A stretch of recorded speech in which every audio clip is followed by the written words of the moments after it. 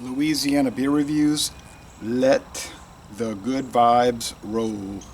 Let the good vibes roll from the 7 Tap Brewing Project of Shreveport, Louisiana. They got a purple, green, and gold can for carnival season, but this is not carnival season. I found it though recently. A local store had it for 99 cents on closeout. Could have bought 2 cans, I guess, one for me and one for a review with my friend David, but I got a lot of stuff we got to do duos with, so I figured the safe bet would be to buy just 1 can and do a solo. I would like to tell you how old this can is, but there's no date on the can, guys, and I don't know why people can't put the damn date. That's horse hockey, and it chaps my chapstick. Okay, well, if it gets a 95, I'm going to give it an 85. Just because it doesn't have the date. No, but I mean, all kidding aside, it should have the date. I mean, that's like not hard to do. But anyway, it doesn't, so that's it. 99 cents, I haven't lost much if it's old and bad. There is no score on Beer Advocate because they only have 1 check-in. Untapped has about 237, something like that. It was a small amount because usually beers I have thousands of check-ins. And I can't remember what I don't know what their average was. I didn't look, but maybe it was like a 70. You can look it up. It's on Untapped. Okay, I would like to tell you. Now, it's not listed on the 7 Tap Brewing Project's website, so I can't say anything about it. They don't have it listed, not even on their tap list or anything. Well, it's some little grit on here, a little piece of blue something. I'm gonna cut the grass later. Okay, it's very hazy, so it's a hazy pale ale. There's a thick off-white head on this very overcast day. Very overcast. And damp. Humid, you know, muggy. They say it might get to 83 today. Hazy and orange. Either way you look at it, side to side. Well, if there was direct sunlight, it could change the appearance. But that's not going to happen. All right, so let's see. So far, the appearance is nice. Let's go with the aroma. And the little bit of foam I set to keep it from overflowing was very nice. So, very fruity, tropical. Tropical fruit notes, white bread crust, and hop resins. Yeah. Guess a classic hazy pale ale. 6%. All right, taste. Cheers.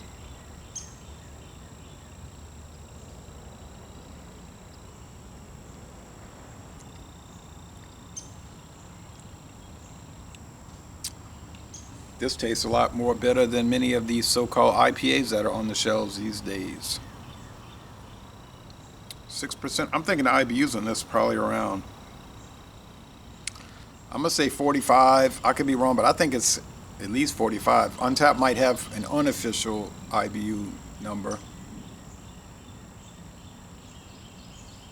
Some people will quote that as an official number. It's not an official number. The official number is what you get on the can or from the website, or at a minimum the distributor, but then you can't always really trust them.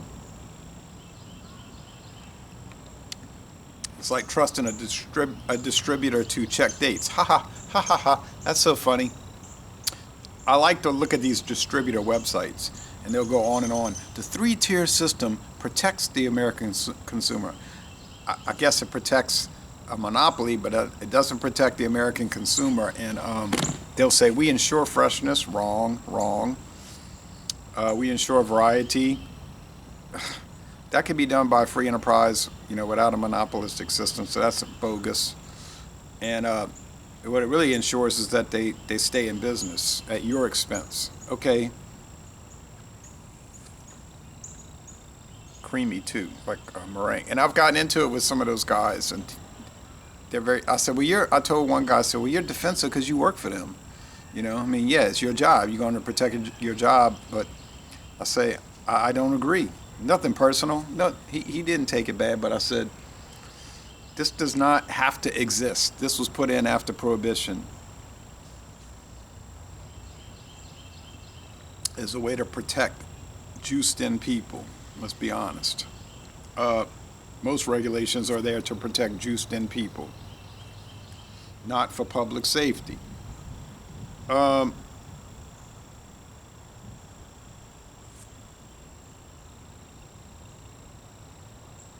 there's something down here, but I think it's because the glass wasn't clean. It's like a stain. Could be a stain from old. I don't know. Old beer. Obviously, I didn't get that.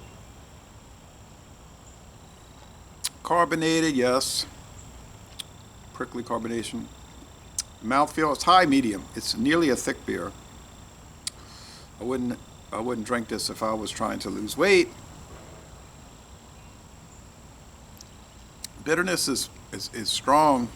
3 out of 5 minimum. 3 out of 5 minimum. Could be 3.5, but I'm gonna say 3 out of 5. Sweetness.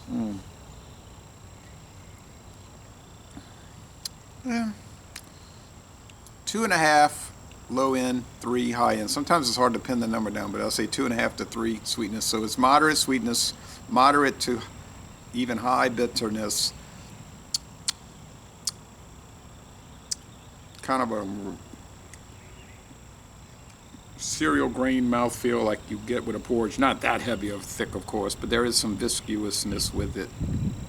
And a mostly dry finish. So if I was looking to drink a hazy pale ale, and I certainly would not be looking to do that. If I'm going to drink a pale ale, it's going to either be Dale's, which we couldn't get. Now all of a sudden it reappeared at Circle K in singles. I said, look at this, Dale's Pale Ale. What do you know?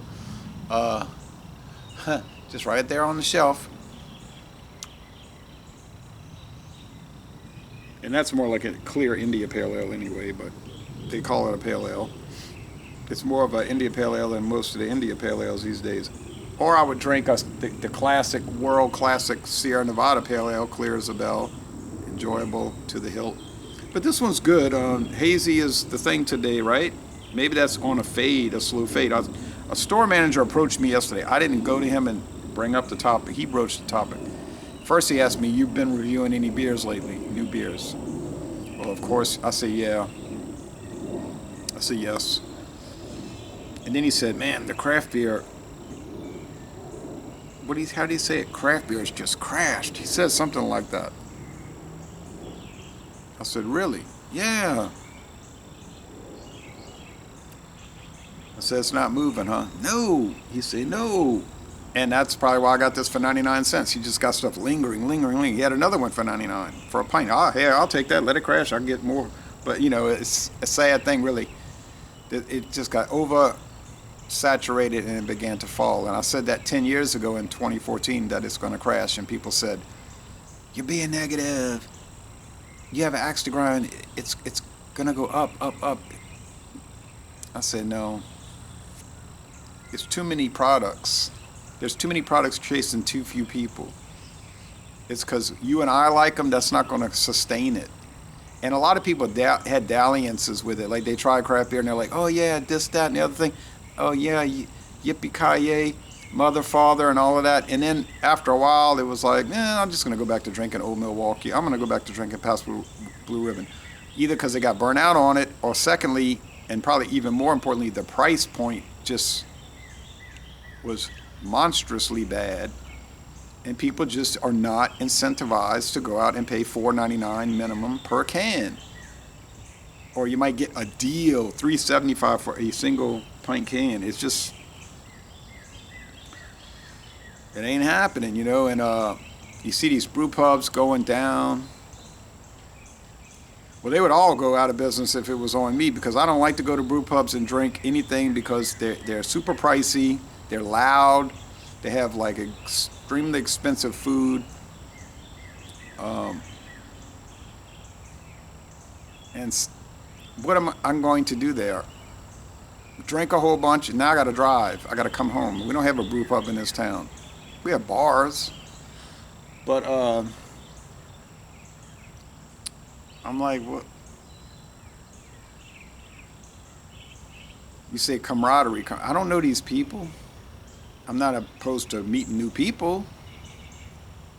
I joined the Knights of Columbus in 2012. Met a lot of new people. Most of them very nice, friendly. They drink beer prodigiously. Knights of Columbus, Catholic, you know.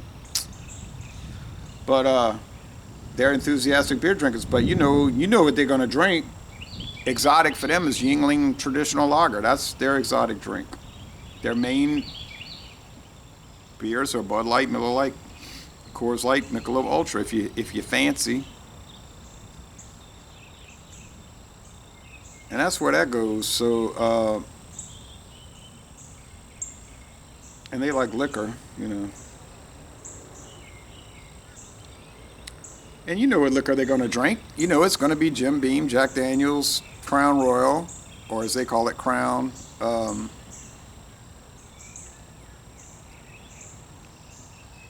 Tito's, vodka. What's that other vodka that everybody's always drinking? With that black and silver and white label. You see it everywhere. They drinking that, you know, and tequila, nah. Seagram's gin.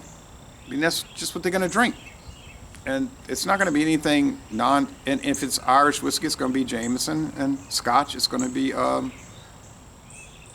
Johnny Walker, Red Label. Maybe they might drink I mean, they might drink Dew or something like that, you know. So it's going to be very standard. And does that make them bad? Like, oh, they don't know good drinks? No, it's just what they want to drink. They're not watching videos like this. They're not part of the movement. They're part of a movement, and maybe more than one movement, but it's not this movement.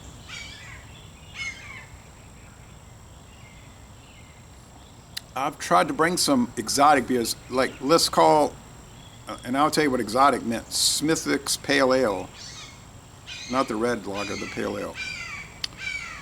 Oh wow, this stuff's really strange. And one guy, he said, "I'm gonna try it." I said, "Okay." I brought him a can.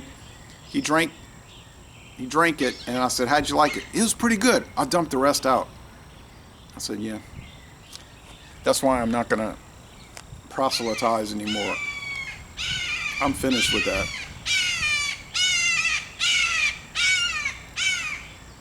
But trying to introduce people to new things, nah. If I go somewhere and they're saying, "I'm drinking Bud Light," I'm going to say, "That's good, you should drink that, that's good beer." You know, I'm not going to, I'm not going to do it. It's a lost cause. It's a useless exercise. So this is a really good beer. It has a lot of character. It does not taste out of date, so I'm going to go by two.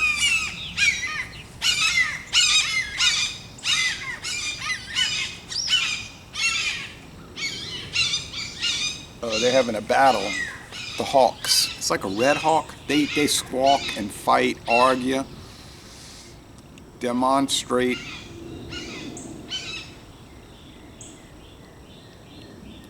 This goes on all day.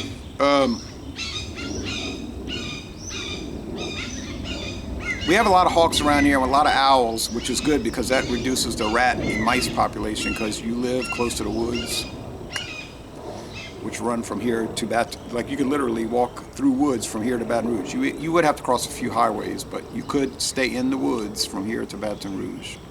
You know, if you looked at a map and saw how you could do it.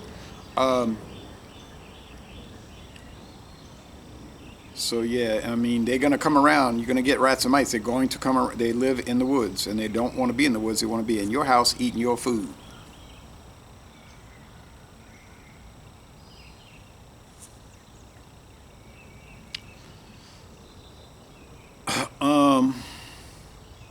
And I'm very ruthless against them. When Orangey was around, remember the orange cat? When Orangey was around, you never saw a rat or mouse around here.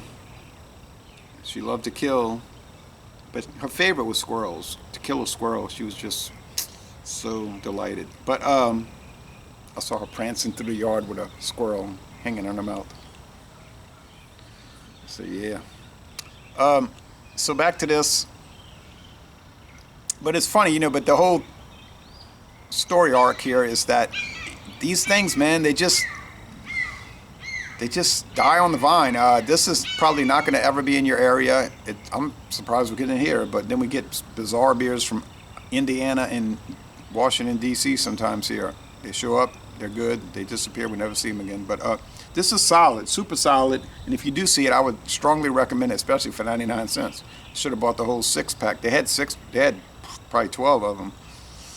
To tell you the truth, I mean, $5.94 for a 6-pack of pint cans of craft beer these days is just amazing beyond belief. So man, this thing is gold. This is a 96 out of 100, 9.6 out of 10.